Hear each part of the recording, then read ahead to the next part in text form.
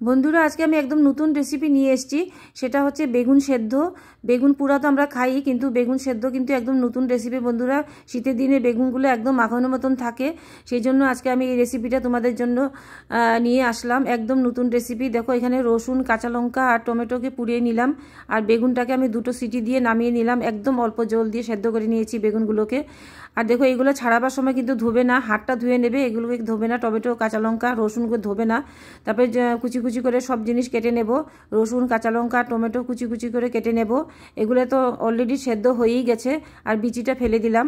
তারপরে দেখো বেগুনটাও সেদ্ধ করার পরে এইভাবে বাকলগুলো ছাড়ানো যায়, একদম ভালো করে ছাড়িয়ে নিলাম। তারপরে পেঁয়াজটাকেও ভালো করে কেটে নিলাম, কুচি কুচি করে পেঁয়াজটাকেও কেটে নিলাম। তারপরে ধনে পাতাও কেটে নেব।